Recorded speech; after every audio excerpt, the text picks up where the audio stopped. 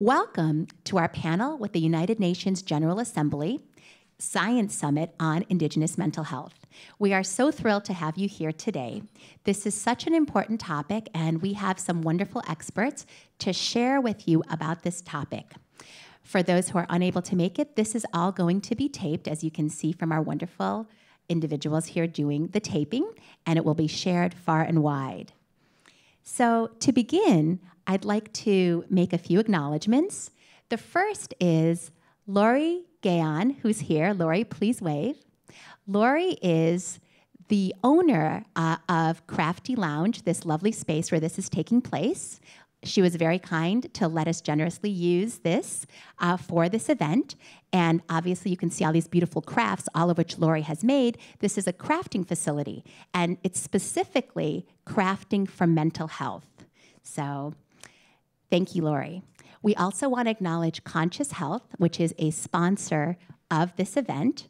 Conscious Health is a company for which I'm the Chief Medical Officer that bridges age-old wisdom in the form of a psycho-spiritual existential program with modern science in the form of transcranial magnetic stimulation, a special TMS called EMBP, electromagnetic pulse therapy, and also ketamine treatments, vibroacoustic therapy, and neurofeedback.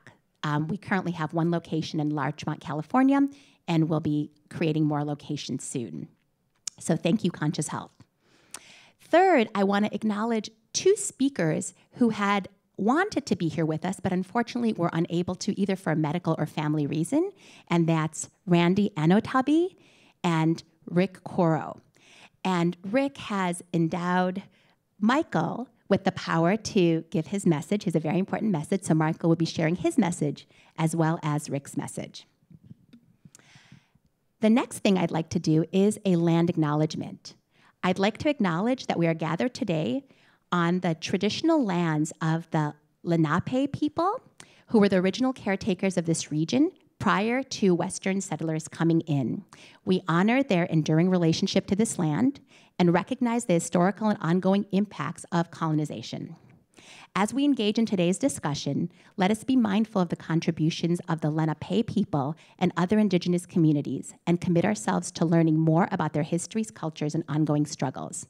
So now I'd like to introduce this topic, and I'd especially like to introduce the fact that we chose a very important date on which to have this panel, September 11th.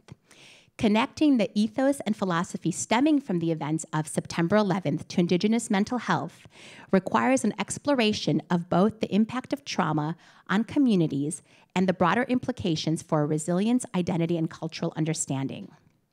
With respect to trauma and resilience, the September 11th attack caused significant trauma not only in the United States but also globally. Similarly, Indigenous communities have historically experienced trauma due to colonization, forced removals, and cultural genocide. The shared experiences of trauma can lead to heightened awareness of mental health challenges and the need for resilience. With respect to collective identity, the aftermath of September 11th led to a resurgence in collective identity among certain groups, emphasizing unity and support. For Indigenous people, identity is deeply connected to culture, land, and community. Supporting Indigenous mental health involves recognizing and affirming this identity, which can be a source of strength and healing. With respect to cultural understanding and representation, the national discourse following September 11th included debates around security, discrimination, and representation of marginalized communities. Indigenous people often face similar challenges regarding the representation in broader societal contexts.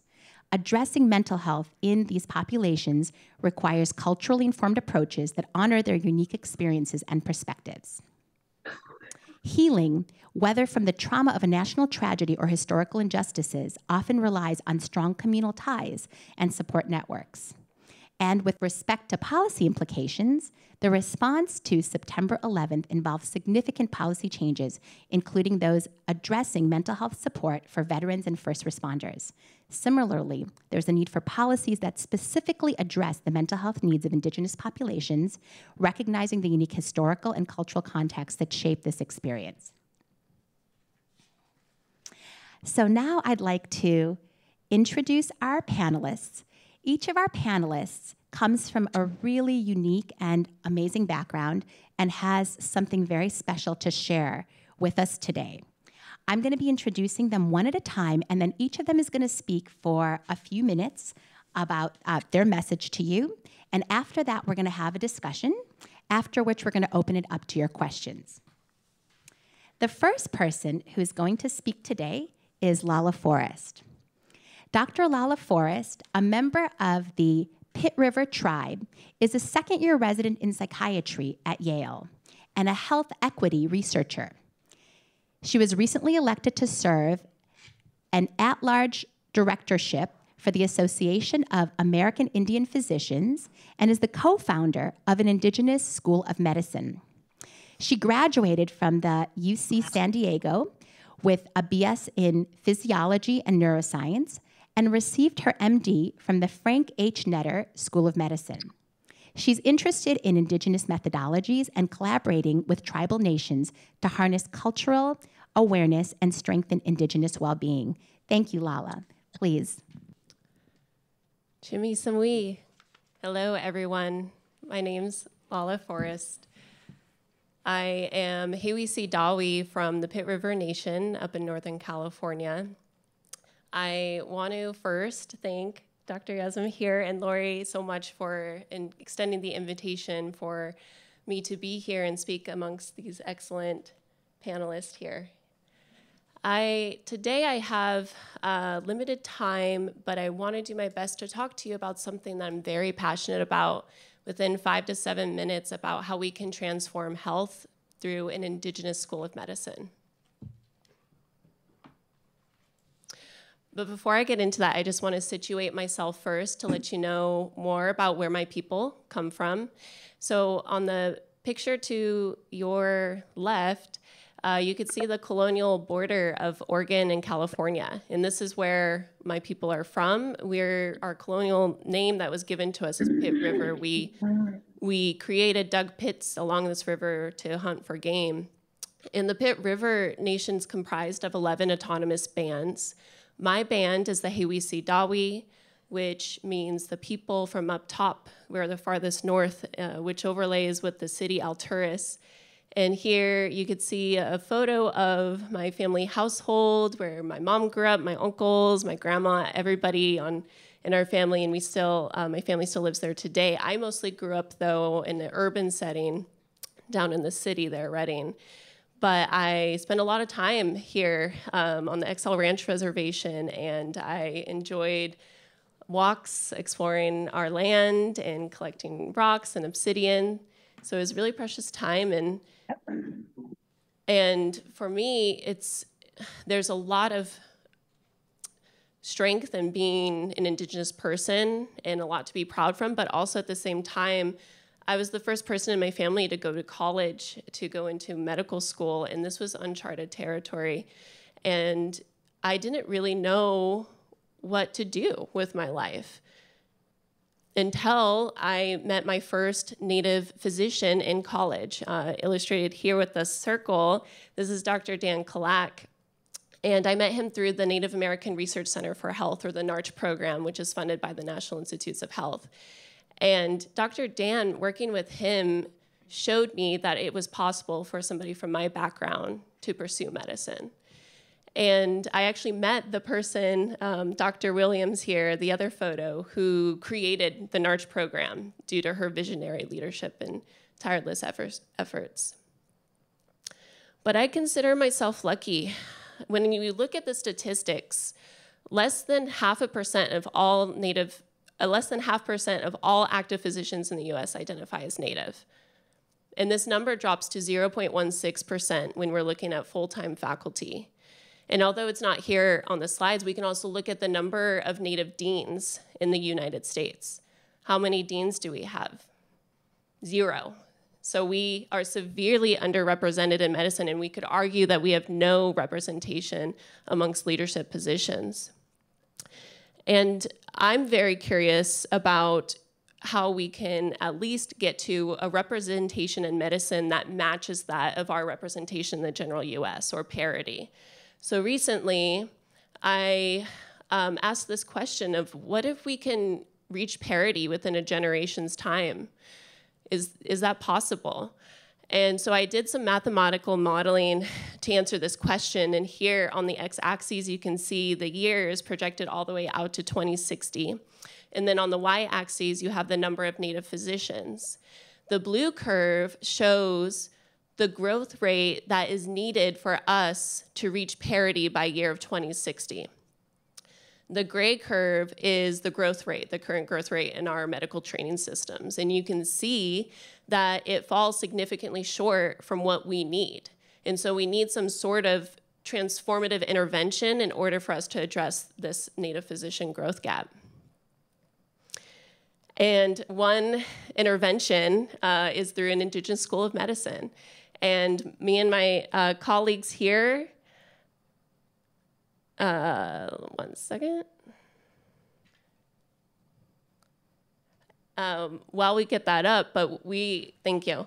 The leadership team here for the Indigenous School of Medicine, or ISOM, is led by Dr. Warren, Dr. Kellinger, Baines, Bernard, myself, Loretta, Stephen. We've been working diligently for the past few years to make this possible and have created the ISOM. And I could go into more depth about it, but one thing that I want to cover while I have time is how are we going to be different? And that's through a culturally integrated curriculum that's led by Indigenous peoples for Indigenous trainees and allies. And there's this beautiful illustration here, if you can see it from where you are, done by Lisa Boivin, who's from the Dene-Nuqua up in First Nation area. And she draws two circles of medicine, one representing Western medicine with the white coat, the stethoscope, x-ray, all the tools and biotech, and then the other circle of medicines are traditional ways of knowing our medicines, our plant-based modalities and drumming, our songs and all of that. And these two circles are coming together by holding hands. These two women are coming together to hold hands. And when they're coming together, they're uniting and they're creating this overlap, this space in between, in which we feel like the Indigenous School of Medicine can cultivate.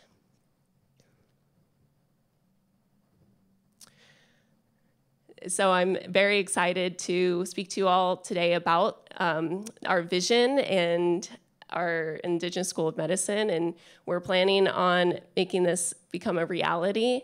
And I will wrap up just by saying, please, if you're interested in getting involved or supporting our work, you can sign up for our listserv with this QR code, and you can learn more about it.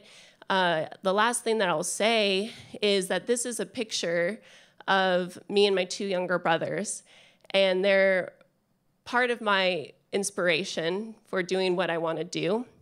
Because when I look at the future generation, I believe that the Indigenous School of Medicine can help make the world a better place for them.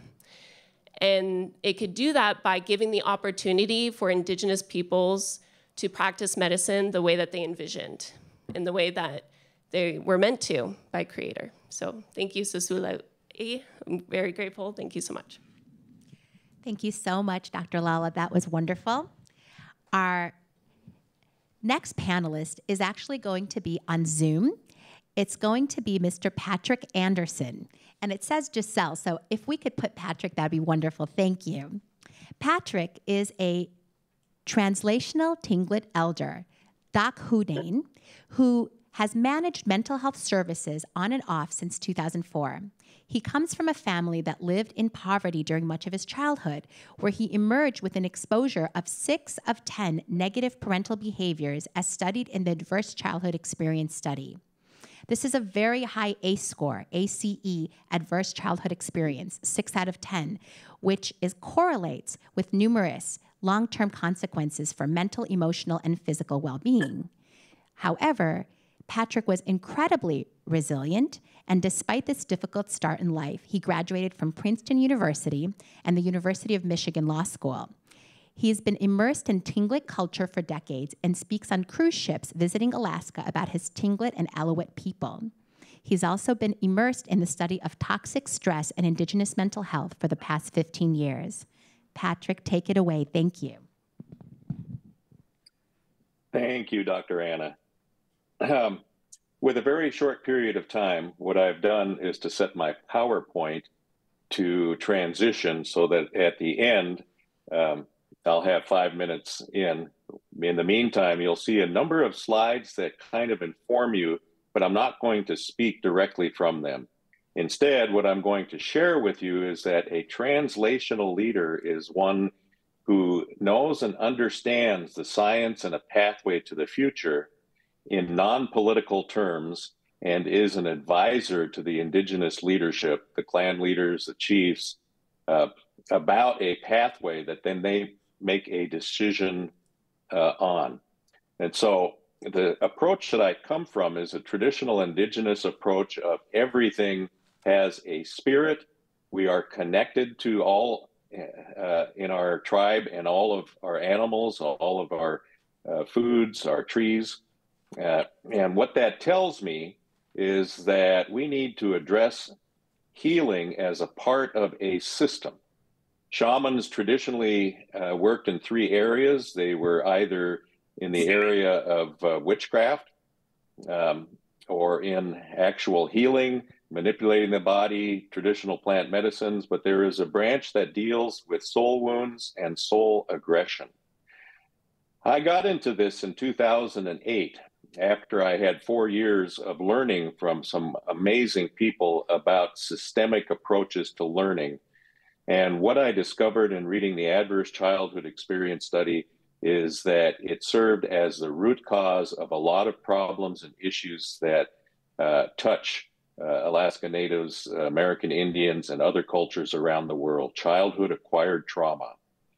I then began looking into how that trauma comes to us and how we can possibly address it. And I have a number of constructs that have helped to guide me. One is that as we look at our brain is a part of our body and is a part of the world around us. It's not a triune brain, as has been postulated by some, where we have a fear response and we have a basal part and we have a prefrontal cortex. It's actually connected to all of us, and through a lot of research, it's connected to music, it's connected to the outdoors. We have a lot of influences that make us who we are, but when looking at childhood acquired trauma and looking at how the brain protects itself and the things that it does in order to protect itself, childhood acquired trauma told me that the part of our brain where we have mood and affect is something we don't really see or feel as a part of our daily lives. It's something that we've become accustomed to. And it drives a lot of our behaviors at a level below our consciousness. When we begin to look at how we can intercede and help understand what it is that trauma does to us, what I came across is that we need to be looking at a couple of things. What are our activators and what kind of behaviors does it drive? How can we begin to understand when we're being activated and what can we do to intercede, to intercept? There are a variety of things that we can do, but I want to cover a few little things in the short time I have left. One is that nutrition was always very important to Native peoples. We spend a lot of our time on it. It's a lot of our culture and tradition. When we look at nutrition, we were healthy before contact with Western cultures. And what I've discovered today is that the reasons are diverse, but many things about nutrition can actually help to heal us. I mentioned a couple. One is that there is research indicating that massive doses of certain kinds of nutrients can reduce alcoholism without other interventions, can help us withdraw from opioids, and can actually help with depression and schizophrenia. I've not heard much of that as I manage healthcare systems. Then looking at what our body does in terms of activation, particularly in response to fear, is that we need safety as human beings. We need to have connection to other human beings. We go through a progression of safety, breathing, tremoring, good nutrition, and understanding our mind, ourselves, and how we can come into a healing posture looking at various types of modalities like emotional freedom technique, like Ericksonian hypnosis, like EMDR, meditation, mindfulness. And when you see that Gunachish slide come up, that is our great Mount St. Elias in the Yakutat area, part of my homeland. What I'm trying here today is to reach out to the innovators and the early adopters. I don't typically speak to everyone. I want to find people who are interested in the dialogue that leads us how to be healthy people. I am a bit of a contrarian. While I appreciate Dr. Anna's statements about I must be resilient, I don't really believe in human resilience, and I'm happy to explain that to anyone else. I do believe that with hard work we can heal. So thank you very much for listening, and there's a lot of information on the slide, so when you get a copy of it, slow it down and take a look at what it is that I'm trying to express. Thank you. Wonderful, Patrick. Thank you so much for this really important message. The next person I'd like to introduce is Giselle World. Giselle is an international medicine woman, performing and recording artist and composer who's also recognized for musical healing contributions in the medicine community via singing and her flute. She works with various different Native American tribes, organizations, and ceremonies, and has also been a professor in a university for over a decade. Giselle has been in service to plant medicine for 14 years, studying the indigenous tribes from Mexico for her peyote trainings and with tribes from the Brazilian Amazon and Colombian and Peruvian lineages. Giselle is an advocate for indigenous rights, as well as sharing about indigenous wisdom and culture all over the world, using music, workshops, and song circles as her main tools. She's the founder of Four Wings Beauty Way Church and Cantique Villa, a boutique spiritual retreat center and ceremonial home in Miami, where she fosters an exchange of knowledge, wisdom, spirituality, and cultural heritage through a philosophy called the Beauty Way. Giselle is on a mission to bring unity and consciousness to our earth while elevating our purpose as humans through plant medicine and music. She connects people to the frequency of our Pachamama in all kinds of settings throughout our beautiful Mother Earth. Thank you, Giselle. Hello. Thank you, Dr. Yusim, for the invitation. It's such an honor to be speaking on here, and I'm very humbled by the opportunity to share my own perspective, whatever I can offer on this panel with so many amazing doctors and masters and elders. And I'm tuning in here from Miami, Florida. So hello to everyone. I wish I could be there in New York. And thank you for the introduction. So I believe that Anna invited me here today to share from my own unique experience that really derived from my personal relationship with a lot of different indigenous tribes. I would say that my main connection are with the tribes that reside in South America and in Central America. So I believe we have enough experts here to speak on the North American tribes. And I also, in my experience, find that the approach is quite different in the South versus the North, just by the fact that the Northern tribes are located in the United States and in Canada, where there's a lot more conversation on mental health and psychology and psychiatry, and also even just bound through the language of English, I find makes a huge impact.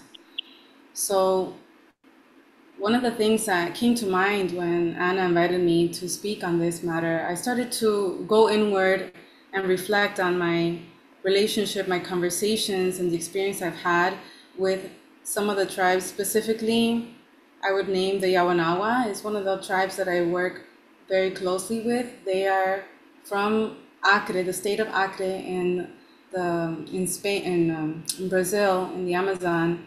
And the Yawanawa is a tribe that was nearly extinct in the last 100 years.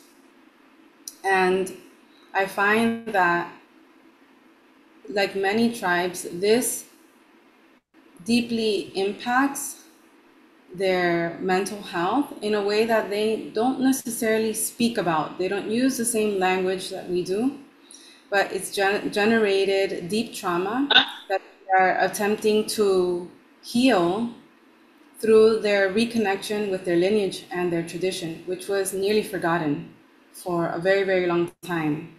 This is still now considered a very young tribe.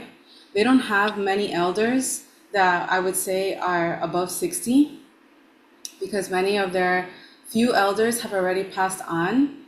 And so what I am witnessing as someone who has become a bridge for tribes like the Yawanawa and also the Huni Queen is that a lot of their leaders are very young. And so they're coming into their lineage in a very different way than their elders.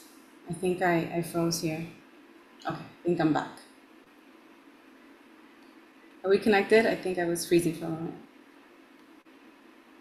You're good. You're good, Giselle. I think you can go. Yeah. So there's a lot of trauma that is impacting these tribes today. And some of the things that have come up in conversation, for one, for sure, are the environmental issues that are ongoing. Just today, I received news of more forest fires. These are not wildfires. These are not fires that are natural to the Amazon as they usually are, which we all know is a very important part of how the forest is constantly restoring itself. These are fires that are being man-made for the sake of creating more land for cattle. So the meat industry is deeply impacting the sustainability of these tribes, their life, the future generations, and their plant medicines. The forest is being wiped out. I saw a documentary not too long ago that was sharing some very stressful information that today there are more cattle in the Amazon and in other forests around Central America than there are people in the whole state of Brazil, the whole country of Brazil. So this is extremely alarming. I think most people don't even know that this is happening on this level, but this is very stressful, very traumatizing for the tribes.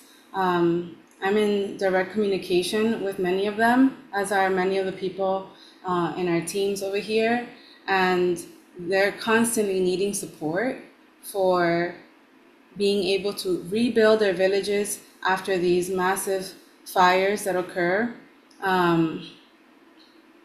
A lot of the things that they've worked really hard to rebuild get destroyed in the blink of an eye. And so this is one of the things that I have noticed is causing a lot of mental health issues for them. And yet, again, they don't really speak about that in that way. One of the other things that I've also noticed is because, again, going back to the topic of the young leaders, as they try to raise awareness of what's happening in the forest and how it deeply impacts the entire world, not only them, they're coming out and they're trying to share their wisdom. They still face a great amount of racism when they're entering. I've had some of the tribes that we invite here to our ceremonial land been denied access through the United States just because they're carrying feathers. This is something that is extremely stressful for them as they have very important messages to deliver. One of those tribes was the Ashaninka tribe from Brazil. And this was a very important meeting. It was going to be their first time in Miami, and they had some very important messages to share. And they really do so with a lot of love. And they do so also through their connection to music, which has become a really important part of how they are gaining access to the world. So this is where I'm a bridge, because since I'm a musician and I focused a lot of my study today, although I studied classical music, on native music, indigenous music, the sacred chants. Tribes like the Ashaninka, like the Yawanawa, are finding their place in the world through their music, because when people hear their music, they are deeply moved. Even if they don't understand the language, they don't know what it's trying to say, they feel something. And so the Yawanawa chief had shared with us at some point that they found that their survival was lying in their music, because they knew that they could reach the people through the music first. And because they're moved by it, then they have an opening to share their message.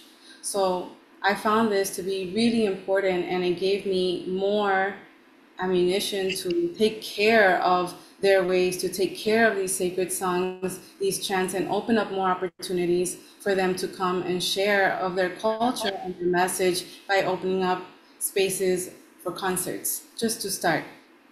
However, the other side of that is, again, coming back to the young leaders, as they make their way here to the United States and also to other parts around the world like Europe, they're being exposed to the world, to this new world, in a way that a lot of indigenous leaders and elders from the past didn't have access to. One, they weren't coming out as much, and two, there wasn't social media and all the technology. So what I'm hearing from a lot of the parents, mainly of the young leaders, when they come here, is their concern for how they may be seduced by luxury, seduced by different things that they're not so exposed to in the villages. And some of their young people have been, in a sense, corrupted by that. And then they go back home and they're not sure they want to remain living in the village. They're not sure that that's the path they want to take. And that hurts the tribe, because they're trying to rebuild their culture.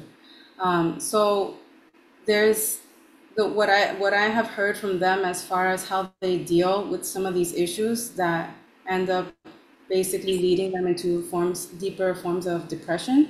They work with the plants.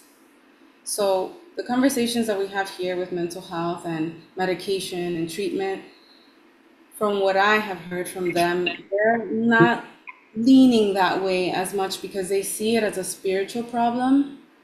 They really lean on their prayers. They lean on the community. They lean on the plant medicine. They lean on nature. And so I wish that there was a way that we could bridge that more together on this end, rather than using what some call hyper rationalism and just try to tackle it the same way that they do. For example, Americans, it's not the same type of issue. These are not the same kind of people. They have a different philosophy, a different culture, a different way of life, and it's very sensitive and very sacred. So I think that's kind of what I have time to share for now. Thank you so much for the opportunity. Giselle, thank you so much. That was wonderful. Thank you. Our next speaker is Irma Leon Cortez. Irma was born in Veracruz, a woman of indigenous roots with an Oaxacan father and a Guerrero mother. From the time she was in grade school, her dream was to become a traditional medicine woman. She started her career as a general nurse, working for the IMSS of Mexico for 27 years. After retiring from the first phase of her career in 2006, she began studying traditional medicines in the tribes of Mexico, graduating from Chapingo University in 2011.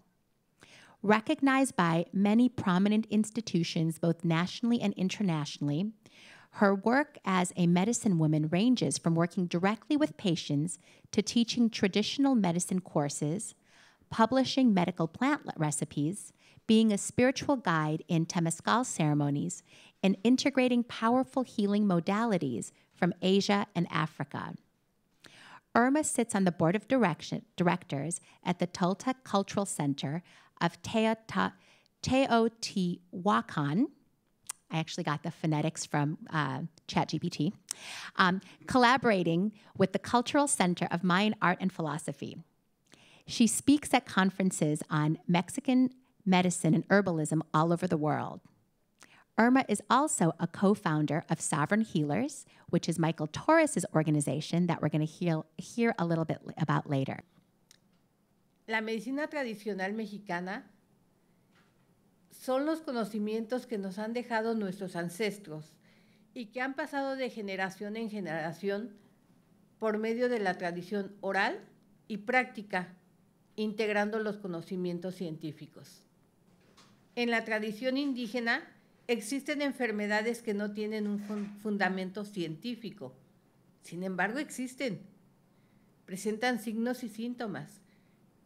Por ejemplo, el empacho, el derrame de bilis. Desde la antigüedad se ha comprendido al hombre como un todo, un ser conectado al universo, y la medicina tradicional se enfoca en la sanación del cuerpo, la mente y el espíritu. La medicina indígena también incluye ceremonias para honrar a Dios, así como para pedir ayuda en el momento que se es necesario. Actualmente, en el Centro Cultural Tolteca en Teotihuacán, realizamos ceremonias a nuestros ancestros y trabajamos con pacientes de diversas enfermedades, así como de diferentes tratamientos. Nosotros utilizamos la energía de los elementos, las plantas, la psicología, terapias manuales, juegos de pelota, la alimentación, el temazcal, ceremonia en cuevas, caminatas al aire libre, en fin, todo lo que está a nuestro alcance. Por ejemplo, el temazcal es un recinto ceremonial y ancestral que nos permite trabajar con las energías de los elementos, ayudando al paciente con sus miedos, sufrimiento, dolor, tristeza, ansiedad, resentimiento, falta de amor a sí mismo, etc. Trabajamos las energías del agua, el viento, el fuego y la madre tierra. Al trabajar dentro del temazcal, nos permite expresar nuestros sentimientos más profundos, hablar sobre nuestras enfermedades tanto físicas como psíquicas, hablar de nuestro sentir, la tristeza o la felicidad, realizar una conexión directa con el ser interno, donde podemos desnudar nuestra alma sin sentir vergüenza de las miradas de los demás. Literalmente la palabra temazcal es casa de vapor, pero también la llamamos el vientre de nuestra madre, lugar donde entras a morir y renaces al salir. En nuestra comunidad, tal vez por estar muy cerca de la Ciudad de México, existía un porcentaje muy alto de alcoholismo, riñas, abandono de estudios, faltas de empleo, embarazo a muy temprana edad, en fin, un sinnúmero de problemas sociales. Hace 25 años nos dimos a la tarea de rescatar nuestras tradiciones a través de la enseñanza de las danzas, cantos, juegos de pelota, preparación de alimentos, logrando así sembrar una semilla de amor y respeto a sí mismos y el honor de pertenecer a una de las culturas más importantes de México. Actualmente hemos organizado un trabajo en equipo de sanadores soberanos, integrando el conocimiento ancestral y el conocimiento científico, con grupos de la Reservación Hopi de Estados Unidos, de Arizona, Estados Unidos, Toltecas de México, Bouriquen de Puerto Rico, tribus de Oklahoma, Estados Unidos, deseando con ello mejorar lo más pronto posible la salud de nuestros pacientes y el rescate de nuestras culturas. Los sanadores soberanos nos sentimos felices al comprobar que las personas que hemos atendido se han incorporado a su vida diaria y productiva felizmente. En el futuro inmediato, queremos unir nuestros conocimientos con los de los hermanos de otras tribus originarias de diversas partes del mundo, uniendo nuestros conocimientos para poder llevar salud, paz y la bendición del universo a través del grupo de sanadores soberanos, deseando que un día podamos unirnos todos los del grupo del mundo, todos los grupos del mundo, llevando la salud a todos los que la necesiten y vivir en armonía, corazón a corazón. A nuestro grupo de sanadores soberanos nos gustaría que la Organización de las Naciones Unidas nos ayudara con recursos para nuestra labor, así como también a establecer relaciones diplomáticas con tribus de todo el mundo, siempre juntos, unidos, pero libres como el viento. Muchas gracias. Irma, muchísimas gracias para este mensaje muy importante. Muchas gracias. Our next speaker is going to be Michael Torres. Michael was born in Comanche County, Oklahoma, and attended school in Lawton and Anadarko, Oklahoma, as well as El Paso, Texas, with Native brothers and sisters of different indigenous tribes. He is a member of the Borican tribe of Puerto Rico. He has attained the rank of priest of the Chaldean Church of the East, is a sanctified healer in the Sacred Medical Order Church of Hope, a Knight of Honor and Cultural Attaché in the Sacred Medical Order Knights of Hope, and completed his studies at the Pan American School of Natural Medicine. His healing journey began with becoming a Reiki master in 2006 and a Diksha Oneness Blessing Giver in 2007. Then, under medicine elders from the Toltec and Hopi tribes, he studied until 2010 and began his initiation at Star Jaguar and Throne of the Jaguar Priest, Ek Balam and Balam Kanache. He led his first Native American ceremony in 2010 during the winter solstice.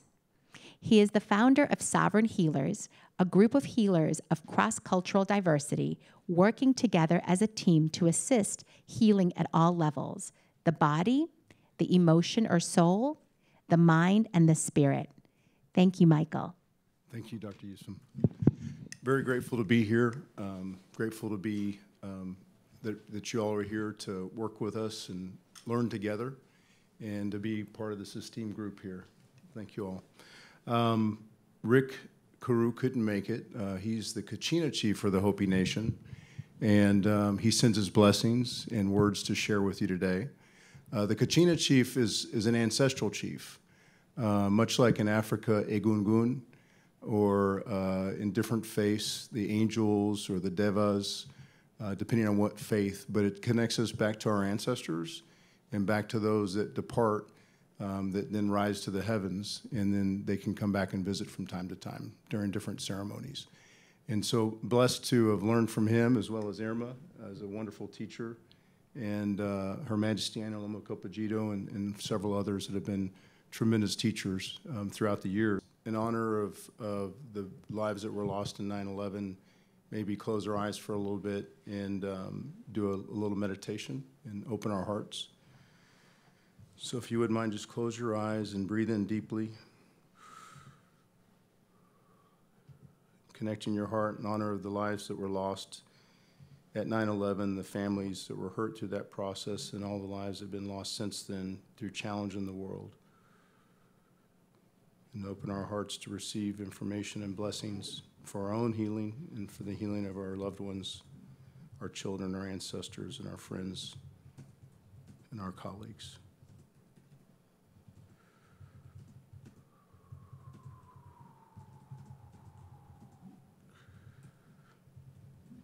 Excellent. Thank you. How do you feel? So my background a while back was actually designing some of the first systems post 9/11 to help deal with issues that we faced at that time. And we were a small company of 80 employees going up against Lockheed Martin and EDS. And you may ask, well, why is that relevant to today? Well, it was a very complex problem to solve.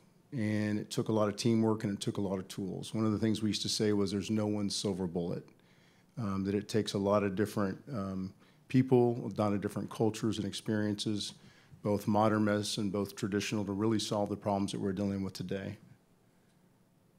And so we come to the medicine wheel. The medicine wheel is a beautiful symbol of teamwork because it represents not only the different elements of air, fire, earth, water, and air, but it also represents different seasons, and it also represents different stages of life. And it represents the different, and this is more of the Plains tribe medicine wheel. There are different medicine wheels throughout the world. But what you have here is the yellow would be the people from the east, the red, and they're the energy of heart. We all have all these elements. It's just that some of our lineages might be more pronounced with other elements. And we can always work through all these elements. We can develop ourselves to enhance our ability to work with these elements by working with other cultures together. Earth element is the body, and that's the red road. That's our native brothers and sisters here in the Americas, South America, North America. And then the black is the water. It's the emotion. So it's psyche, soul. And so when people have challenges through life, parts of their soul get dispersed in different places like droplets of water, and it's bringing that water back together to make it whole and make it pure. And then the element of air is the mind. It's as Irma was talking about, Viente, as free as the air. It's having our mind free and being able to think clearly, and act clearly, and to move cautiously sometimes and move fast at other times, and then to collaborate through our speech and through our emotion and our heart and through our body all together. But these are all important together elements that we have to look at because they're all interrelated.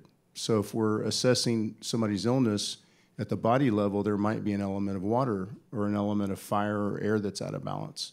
And so it's really fine-tuning that, and that's where we see teamwork being essential. That it really, we're at a time in this world where I think New York's a great example. You see so many cultures here, so many people from so many different places, and that's a beautiful thing. And being able to embrace that and embrace it at a medicine level with tremendous knowledge of what we know in our studies in the universities and what we know in our traditional ways and how we can collaborate to come up with new protocols. As we look at that, Sovereign Healers takes a diverse healing team approach for each patient, and it's very intensive data collection at first. So like in the intelligence business, it was the word CPAR, collect, process, analyze, report. And I have that at the bottom of the slide. So, it's like if you're going to a Western doctor for physician, you're going to fill out the forms about what diseases you have, what medications you have. Those are all important forms. But also when you go see a psychologist, or you're going to also have forms about your mental emotional state and your family history. And so those are important. That's an important information. But also looking at things from a spiritual perspective. So it's really about getting data, blood tests combined with, there's information, there's some machinery out of Prague in Austria where we can scan the body with frequency and actually do some supportive diagnosis. It's not the primary diagnosis, but there's other cooperative information to get the correct information. And then you come up with a transformational healing plan, because ultimately what you want to walk out with as a patient is understanding what your priorities are, what your goals are, and what your obstacles are. And with that plan, then you can consecrate that plan and make it holy. You can bring light into it. You can bring prayer into it. You can connect to God. You can connect to Christ, Mother Earth, whatever your perspective is and how you view that and what touches your heart. It may be your ancestors, or it may be whatever your core belief system is that brings peace to you and harmony, is in prioritizing those goals for the patient so that they can walk out with step 1, then step 2, then step 3, like a business plan, more or less, but for the patient. And very similar to the circles earlier that I saw, were which much more beautiful than these two circles, the artistic expression of it. Clinical resources, but also as we go into this new world of collaborative, cultural, traditional clinical space, both indoor and outdoor, where we have modern diagnostic rooms, but you see the width down below is very important, culturally adapted to the local tribal customs, artistic and beautiful. Because that beauty is gonna bring a vibration that's gonna help the patient relax, and things that they've been holding on to that they can release, and afuera, leaves the body. And then also clinical consultation rooms, modern equipment in the healing rooms, but then outdoor space. Irma was talking about temazcals in Mexico. Here it would be maybe a sweat, but there's different approaches throughout the world that people have used to both heal physically, mentally, spiritually, and emotionally. Dance, song, sacred water cleansing, all these things, kind of visualize in your third eye a new kind of clinic that we have an opportunity to invest in the States, but also in the full world. And I believe we're at a time in history where Indigenous people, there's a need for representation of the United Nations. And there's a time, I think we're at a time now where the United Nations needs it. We've got conflict everywhere. We've got challenge everywhere. We need to heal the earth, the human, the family, the nations, and all nations. And so it's important that we take this seriously. It's all connected, all four directions, above and below, the seventh in your heart, the eighth to your ancestors, so that the circle of life keeps on going on. And my last slide here, this actually slide I found online, and it's not complete because there's several tribes that are missing, some in Europe, certainly in West Africa and other places that are missing there. But it gives you at least some baseline of understanding that there are Indigenous people across the world. And this proposal of 24 seats, is it 24, is it 12, is it 32? We're not sure what the number is exactly, but you got to start somewhere. And the idea is that even 24 is only a 12% increase, which is about 11% of the total seats. Not a significant number. And so I think it's a small price to pay for health of our world, our nation, and our people. Thank you for listening. Thank you so much, Michael. Our final speaker is Dr. Stephen Hassan. Dr. Hassan, PhD, is a mental health professional, forensic expert, and fielding fellow who's been helping people leave destructive cults. He founded and directs the Freedom of Mind Resource Center, a consulting and media production company based in Massachusetts. He's the author of numerous best-selling books, including Combating the Cult Mind, Freedom of Mind, and The Cult of Trump. Dr. Hassan was asked by First Nations Family and Children Caring Society's CEO, Professor Cindy Blackstop, to help her people be deprogrammed from colonization's programming. Dr. Blackstock Society represents all the Indigenous people of what we now call the land of Canada. It was a 2-year joint research project where Dr. Hassan applied his BITE model, which he'll talk about, of authoritarian control to what was perpetuated and is being perpetuated on Indigenous people around the world.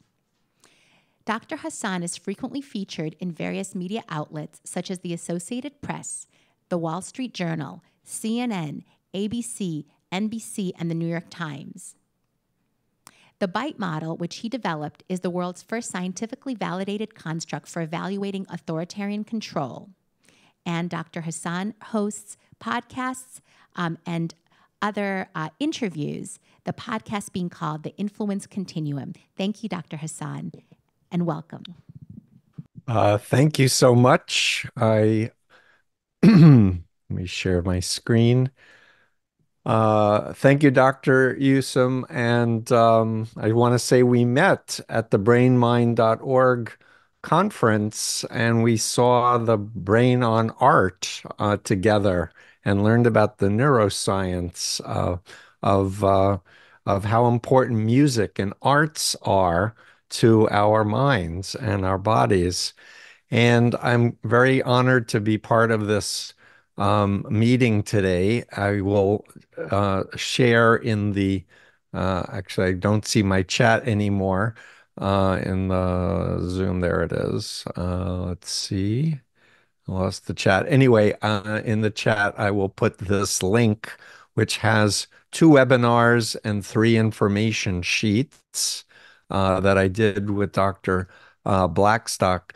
I got interested in the whole topic of brainwashing because I was brainwashed into a cult in the 70s, the Moonies, and I had a radical personality change and became a right-wing fascist, basically, and then got deprogrammed after a near-fatal van crash and wanted to understand what had happened to my mind. And so you're meeting me 48 years later as a mental health professional, having worked with people who've been brainwashed by so many, thank you, by so many different cult groups, religious cults, therapy cults, etc. And Cindy Blackstock heard me on the Lincoln Project and asked me, are you able to see? Let's see if I can share screen. Will you be able to see this now, my slides? Is that a yes? Yes. Great. Yes. So, yeah, so she said, I've been trying to figure out how to deprogram my people from colonization, and I think you may be able to help. And it became a 2-year research project together. And as a mental health professional, I can, and this is just a couple of slides from the cult that I was in. I don't know how many people know, but as a mental health professional in the Diagnostic Statistical Manual, brainwashing is considered a dissociative disorder. And it literally talks about brainwashing, thought reform, indoctrination. And so what I could say as my own personal experience was that my real self got suppressed. I got recruited at 19, and a pseudo self was indoctrinated. And when I got deprogrammed, then I started thinking again for myself. It made me think about how important it is for us to separate the differences between ethical influence and unethical influence. And what Stephen, we're is it possible for you to make your screen presenter view again? presenter view, Yes. like slideshow. Slideshow. Let's, is that better? Much Is that better. much better? Okay, let's move on. So this was the cult I was in. They're very present still. The Washington Times, the Moonies newspaper, has been at the Center for Climate Science Denial for 50 years. And in listening to all my other esteemed presenters, I can say that we're living in a world where we need indigenous wisdom. We need to come back to our body. We need to come back to the earth. We need to overcome this dissociative disorder, this false sense of self, where we're being made to be dependent and obedient on essentially malignant narcissists who want to push fossil fuels and money and greed and selfishness as opposed to being part of a world community. So this is all on my freedomofmind.com site. Dr. Yusim mentioned my BITE model, which I organized behavior control mechanisms, information, thought, and emotional control systems. And one can literally analyze and understand as Native children were kidnapped and were forced to abandon their clothing, their language, their culture. They were intentionally brainwashed to try to, and this is my dissertation. I'm just gonna, I want to just stop and talk, if you don't mind. Um, because it's so vital at this point that people understand that we need to be connected to our bodies. People are spending 8 to 12 hours online, and we're all being programmed to be this dissociative, attention captured by AI algorithms and authoritarian countries and greedy capitalists who have no awareness that we are killing our own habitat and we're destroying each other. So my work is really to educate everyone and help as a therapist come back to our authentic self. And what I've heard the presenters today all describe is the incredibly essential importance of reacquainting everybody who's indigenous with their culture, with their language, with their symbology, and to bring them together in a community, because so many indigenous people are off reservation. And so the consciousness that needs to occur is really evolutionary. And we need to remember we live in our bodies. Being in androids going to Mars is absurd, and that's what the wealthiest man on the planet is planning for civilization. He doesn't care about Earth anymore, and he has this idea he's going to be immortal to become an android. And we can't afford to allow some of these extremists to take us over. So I don't want to take a lot of time up, but just say that yes, we need indigenous wisdom. We need to relearn these sacred practices. And for those of us who are not indigenous people, we need to learn from you. In my experience, it was a profound learning experience. Desiree Kane helped me. One of my professors at Fielding Four Arrows taught me just so much about the importance of indigenous wisdom. And lastly, I'll just say that uh, educating people about their true self, meaning their original cultures, is part of the healing process of colonization. But I also teach techniques for how people can, in a sense, reconnect with their true self and digest and integrate and keep in the past all of the pseudo self indoctrination that we've had from the modern world. And lastly, I'll say that my dissertation has been translated into Spanish, as has the influence continuum and bite model, because I was involved with helping some survivors from La Luz del Mundo, which was a Spanish thing. So, Stephen Hassan, signing off for the moment. I'm happy to answer any questions later. And thank you again for the honor of being part of this amazing group. Thank you so much, Dr. Hassan. We are so appreciative of this very important message. And one of the most important things you said is that we have so much to learn from the indigenous people and the indigenous communities. And we're so lucky to have these very individuals here with us today. And so we're going to move to the discussion portion of our talk. And we're very interested to answer the audience's questions. And I'm going to pose a question to start us off. And that question is, we've had all these speakers who in many different ways have told us how in the indigenous cultures, mental health issues are much greater than in the rest of the United States and in the rest of the other communities. And those mental health issues include depression, include addiction, alcoholism, et cetera. And prescriptions, like, you're not going to go to somebody who is living in a Native American reservation and say, here's some Prozac. Now you may, because a lot of them are being, going into the Western medical system. But Prozac really isn't the solution. And if someone has alcoholism, you're not going to say, here's some naltrexone and disulfiram, the medications we prescribe for alcoholism here. There's very different solutions to these mental health problems.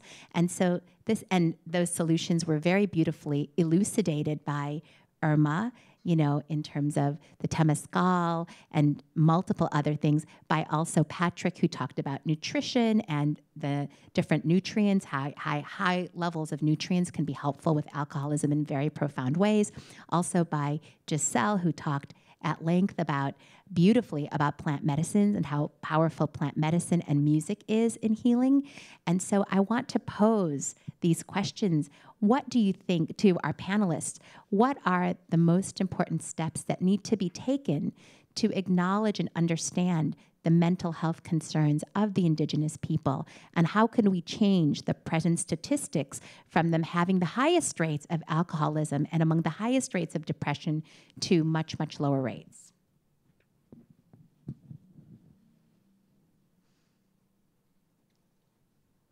Yes, so one of the things I noticed when I was in Hawaii with Chief Keamuku, the head kahuna from Maui, he said, Michael, he says, I want you to go back. We did a kava ceremony at the Maui Ocean Center, and we were praying to bring modern ideas together with traditional. And he explained how a plant in the mountain had the same name as a fish in the ocean to remind people of the connection. And that when we were destroying the coral reefs, that connection was broken. And he said, you know, I want you to research. He says, we have the highest suicide rate in the world here in Maui, in this beautiful place. So I went back to my room and I started researching all the data. And sure enough, it was more than car accidents. It was terrible. And what I saw was in Maui, it was about 80% native, 20%, you know, people that had moved there from different places in the US or other parts of the world. But when you go to Oahu, it was actually split between the black and the yellow. I mean, I'm sorry, the black and the red. Because Hawaii is kind of like a little bit of black, a little bit of red, a little bit of yellow. It's kind of a mixture, Polynesian culture.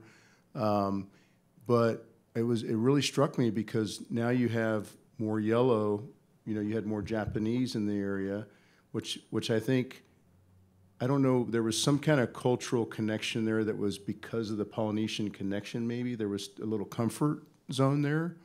But then you had the soldiers that were there for the naval base, that, you know, you had the African Americans.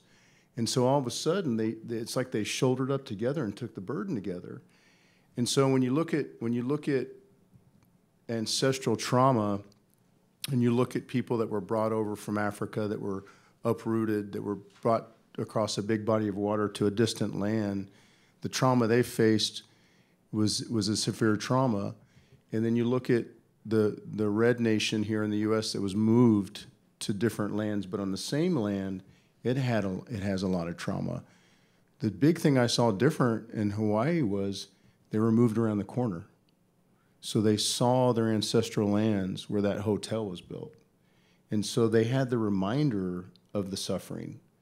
And so that's something that Patrick was talking about earlier was the activators, right? And so dealing with the activators, but also dealing with, sometimes you need a friend, like the Lean on Me song by Bill Withers, Lean on Me.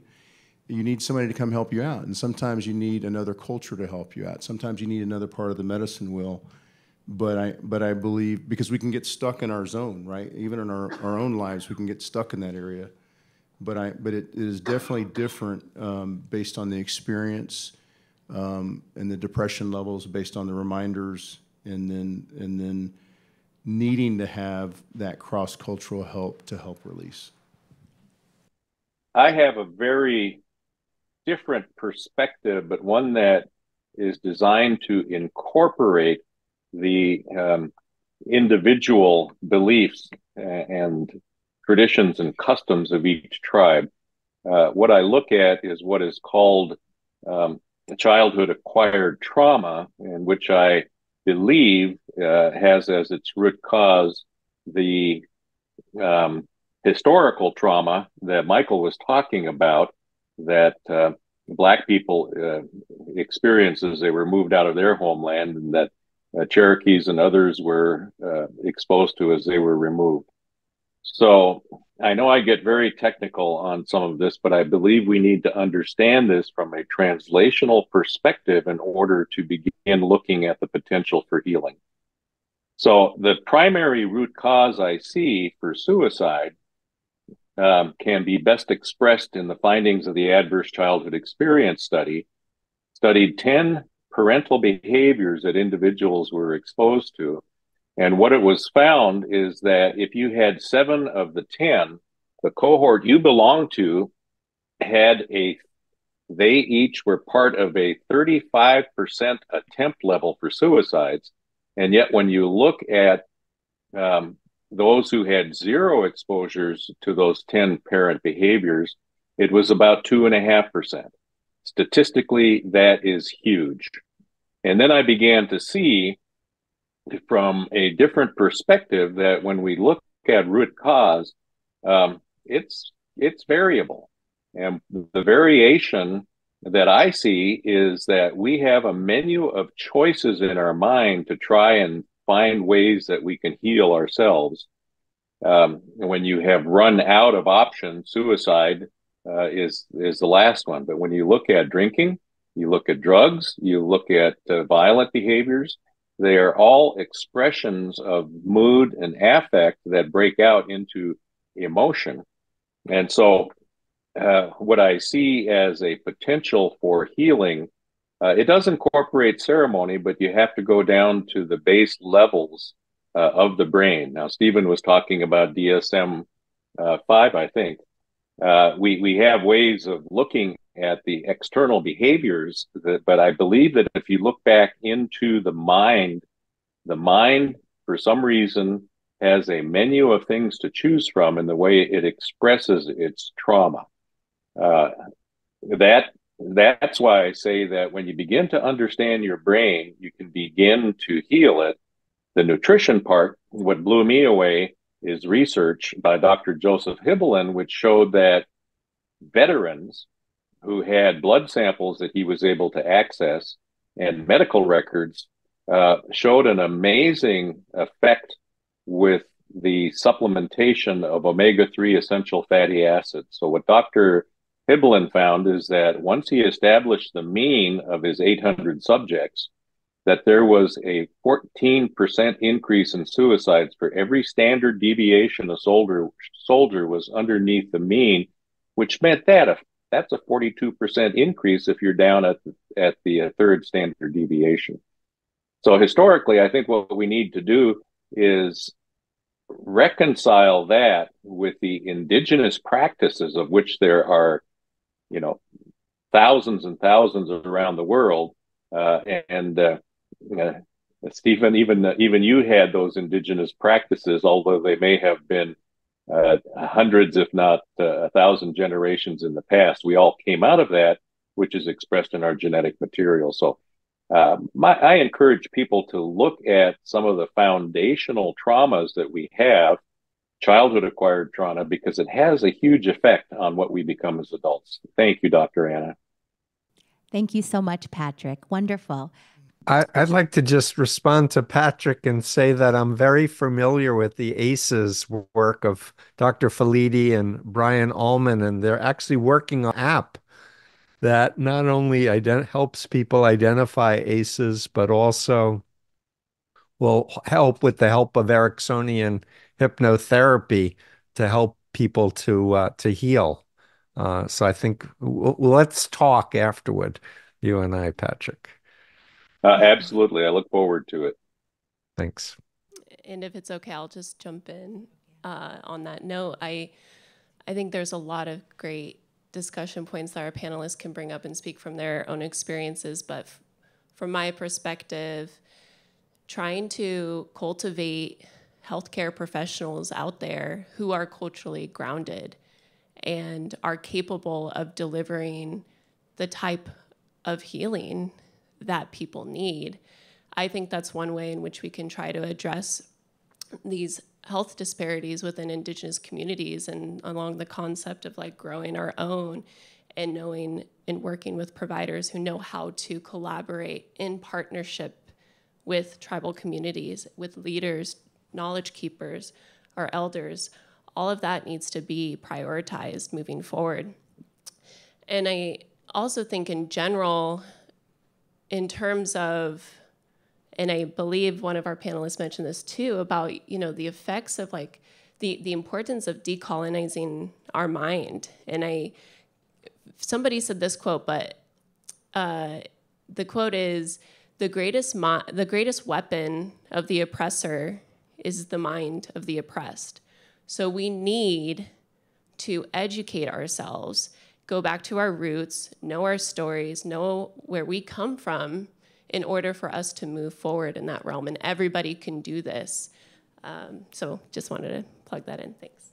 Wonderful. Thank you so much.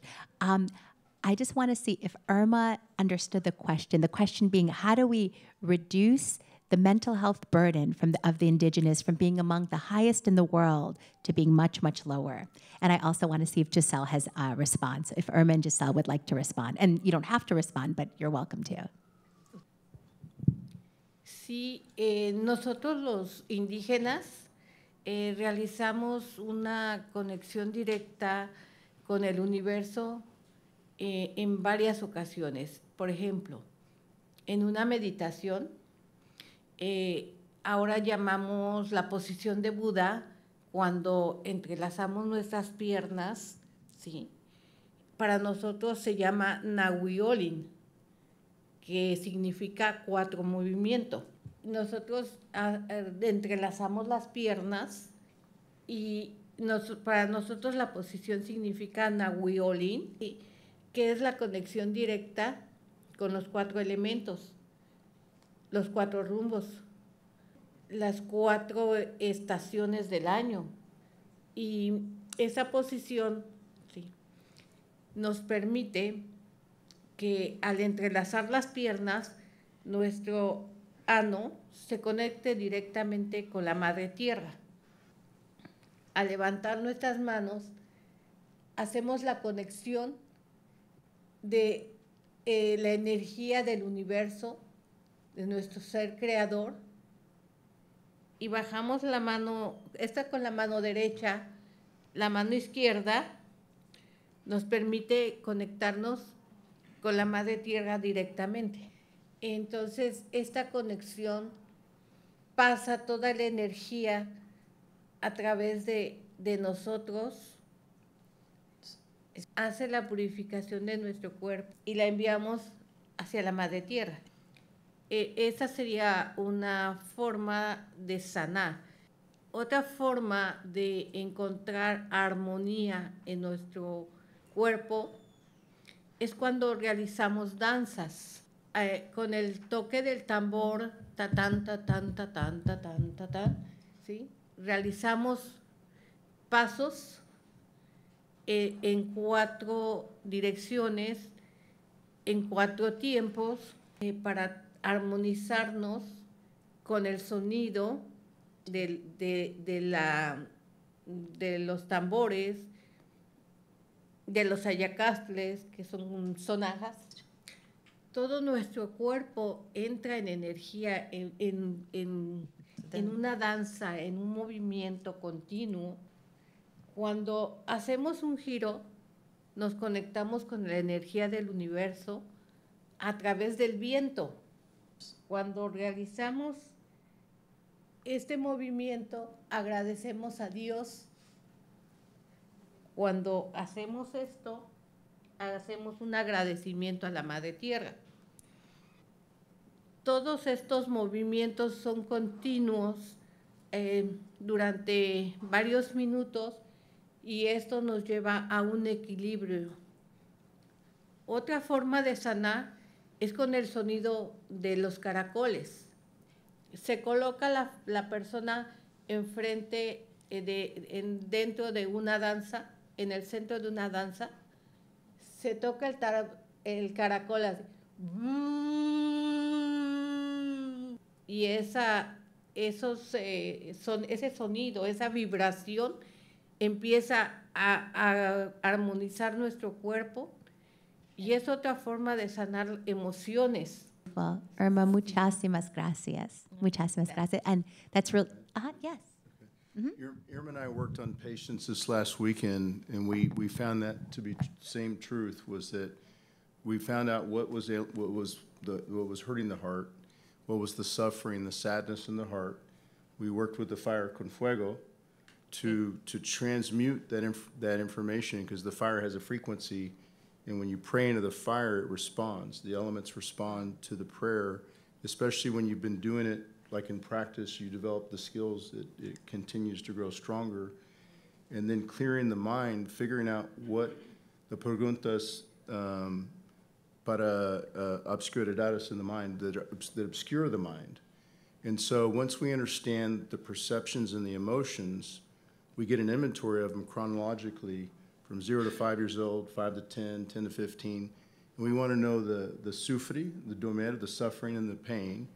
But we also want to know the good things because we want to manifest more of that, right? And we want to take that seed and grow a tree. But for the things of suffering, we want to emote them. We want to get them out. We want to touch the heart of the person, and they come out renewed, restored. Life is good. They're getting jobs. Things start transforming.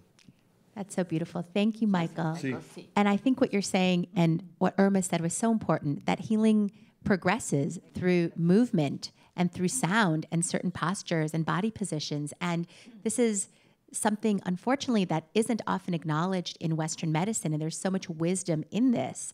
And other points that were made in this regard were about the mind, body, and spirit all being equally important in the healing process, whereas often here we'll focus on the body, sometimes on the mind.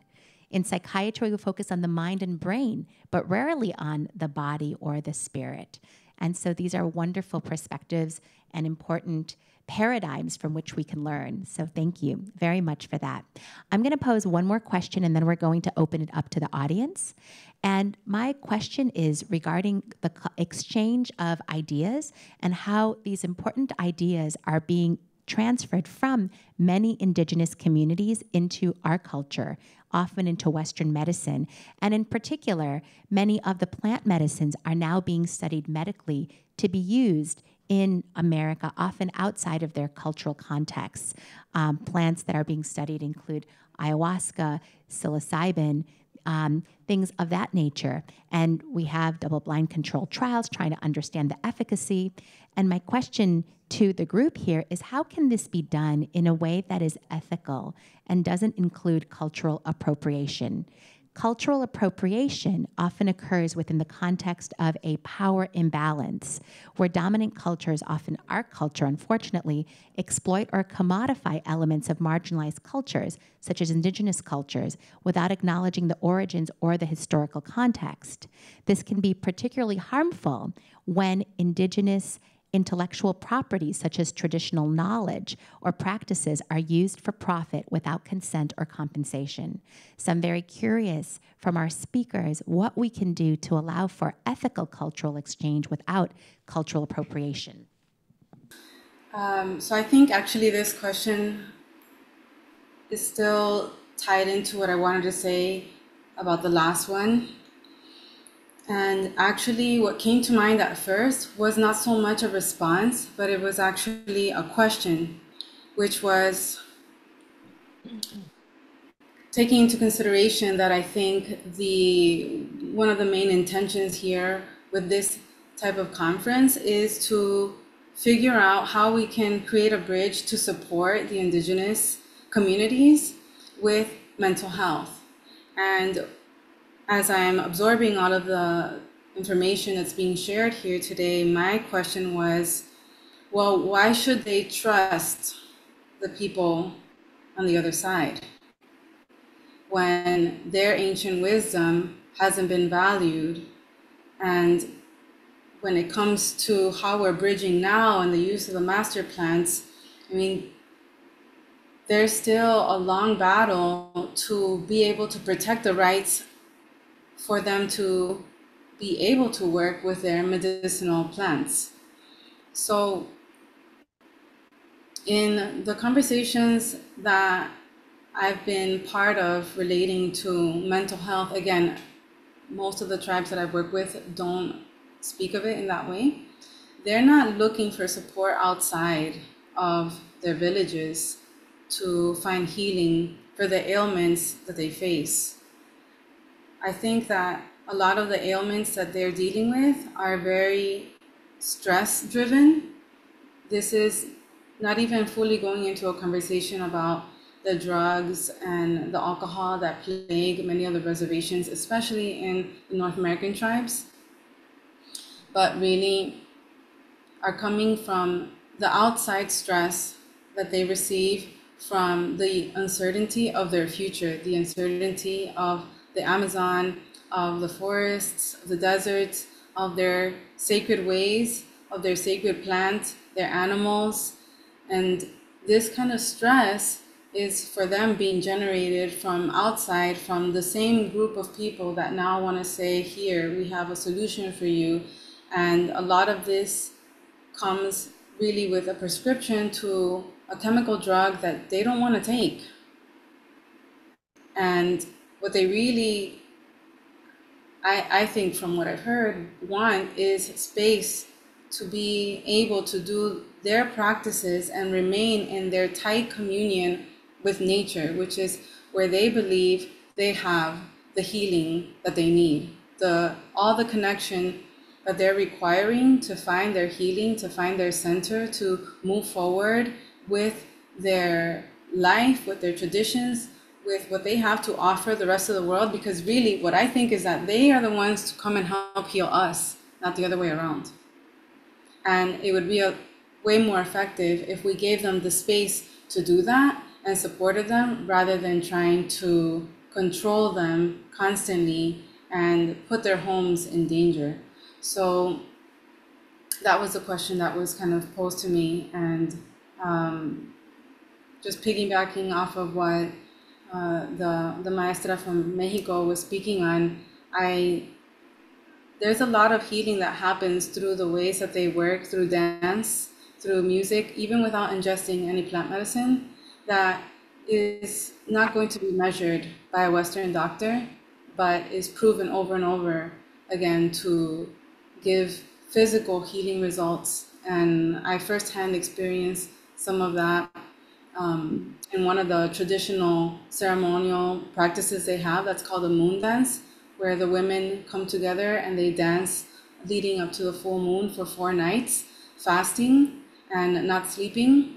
And it makes no sense whatsoever that by the end of that dance, a woman would leave that space with more energy and vitality than what she arrived with after not sleeping. But there's something about the movements, the dance, and the forms that are being created. It's a great mystery. And yet I find that doctors like Joe Dispenza, in different ways, he's able to sort of explain what's happening there and measure it through his studies on heart and mind coherence, and being able to give a visual of what's happening to the blood cells around our heart and therefore in our body through these synchronistic movements and breath that are connecting to the source, which is nature.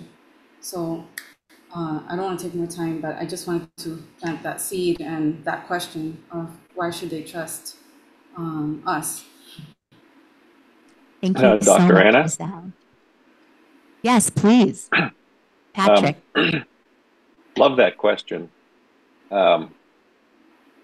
Robin Dunbar did some work on the cognitive ability of people and the relationships that we can support. And he built it out and said, basically, we can support 150 stable relationships.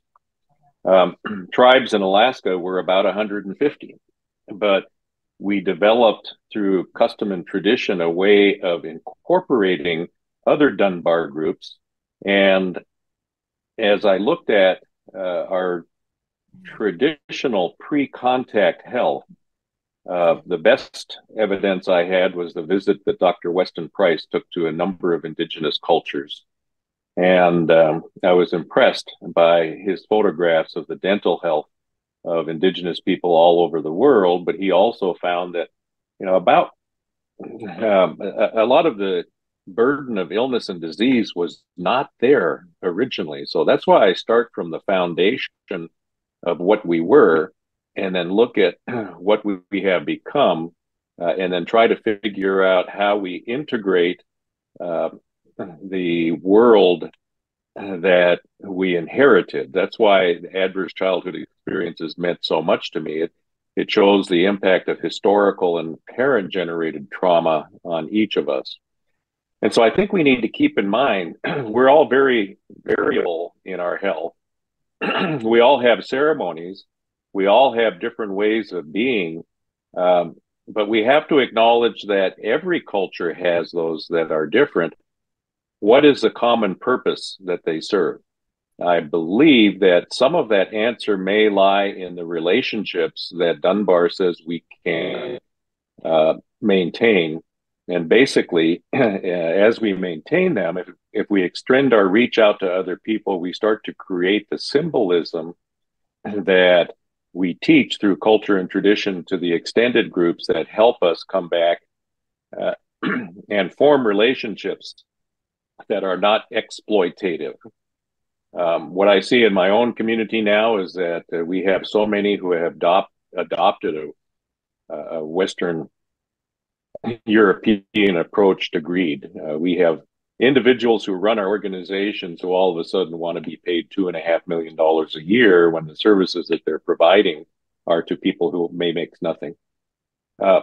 So we have to get past those individuals in our own community to begin with, which means that we have to have the conversations on how we restore the ethics that you're talking about. We restore, in my community, the concept of cultural copyright and ownership by extending our communities out into the places where those are taken advantage of. It's a much deeper conversation, but I think it was a brilliant question, and I hope we can find some forum to be able to discuss that in more depth at some point in time. Thank you. Thank you, Patrick. Las plantas psicotrópicas, nosotros las llamamos plantas sagradas. Tienen más de 2000 años de antigüedad su conocimiento y han sido transmitidas a través de códices, de pinturas murales. Precisamente en Teotihuacán tenemos un mural sobre lo que es la medicina tradicional, sobre lo que es los tratamientos de sanación que tenían ya desde aquel entonces. El lugar donde se encuentra se llama Tepantitla y el mural lo llaman el mural de la medicina y las prácticas de sanación. Les llamamos o se han llamado desde hace miles de años plantas sagradas, porque precisamente no cualquier persona las puede tomar. Para poder llegar al conocimiento de cómo se aplican las plantas sagradas y tener el permiso de poderlas ingerir, deberían de llegar a los 52 años de edad, porque 52 años es un ciclo completo de vida, y en ese momento ya las personas tienen el conocimiento de un abuelo, el conocimiento de una persona adulta. Solamente los sacerdotes, los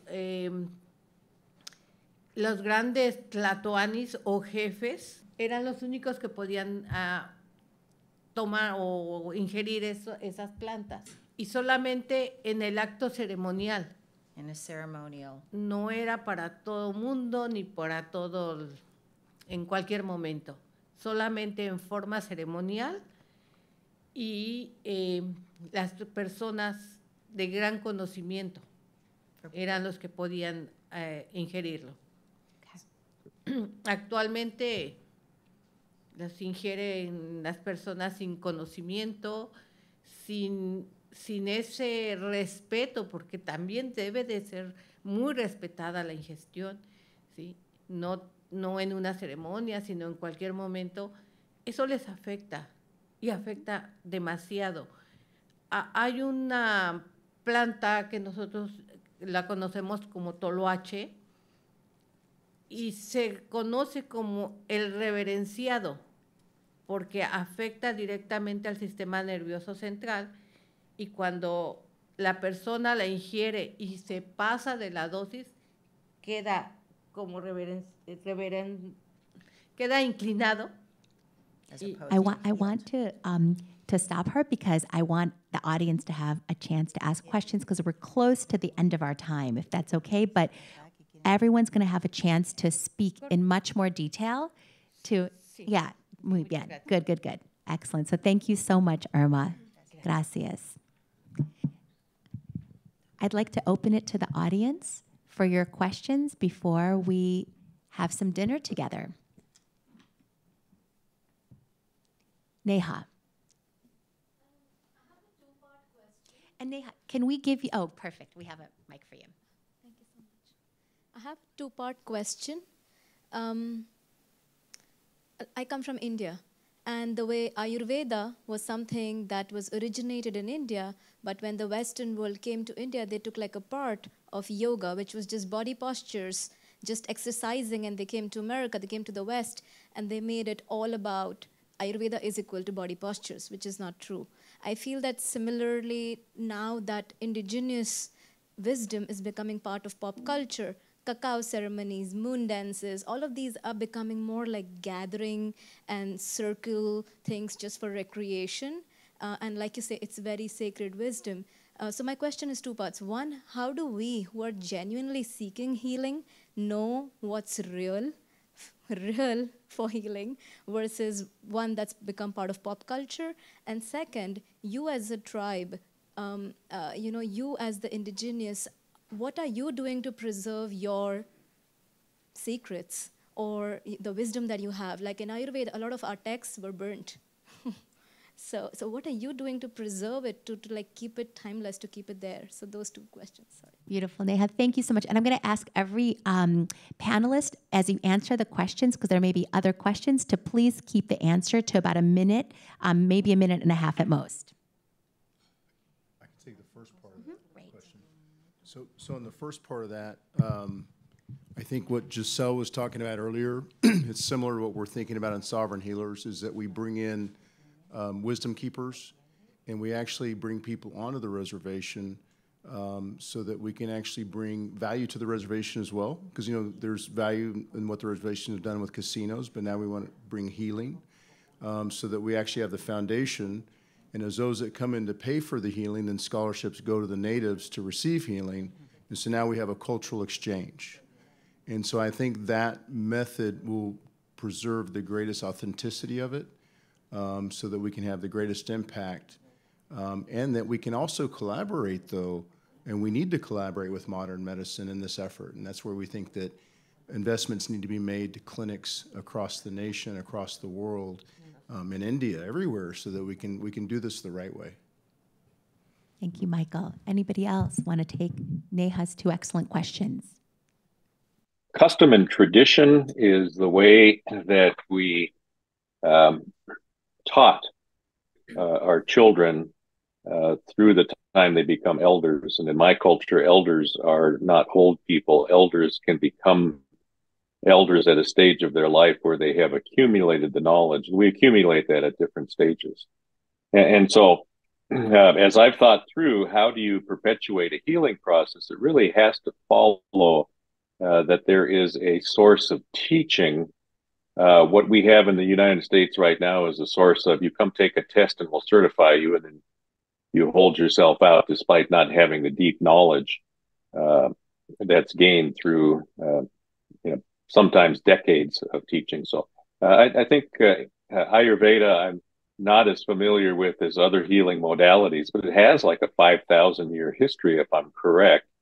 And it's centered around the same philosophies that I expressed at the beginning of mine, that we are all a system and everything has to be put through together. But people appropriate that, teach it, take what they feel is important and what other people will buy. I think we just need to begin to think about how that process of teaching new generations comes out.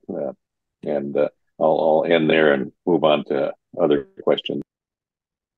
So I think this is a very important question, and one I like to hear more and more, which is, how do you know where is a safe, authentic space to go to? As the world of plant medicines, indigenous culture, and ceremonies start to make it into the mainstream.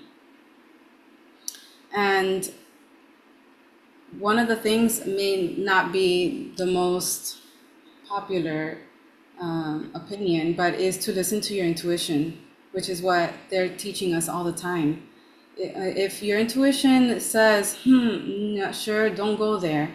I thought it was interesting. I will agree with you when it comes to the world of cacao, as cacao is in a boom, and in many ways it's very beautiful, as it's a medicine of the heart that is opening and allowing mainstream culture to find a new way to meet and celebrate without having to use alcohol mainly and other substances.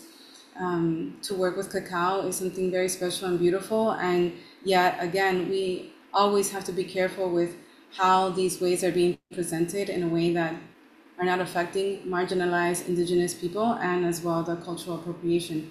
But when you said about moon dance becoming a social gathering, things like this, I'm not sure where you heard that, but I have to say that's a red flag in itself, because ceremonies as profound as the moon dance or as the sun dance, they're far from mainstream. It's far from just a social gathering.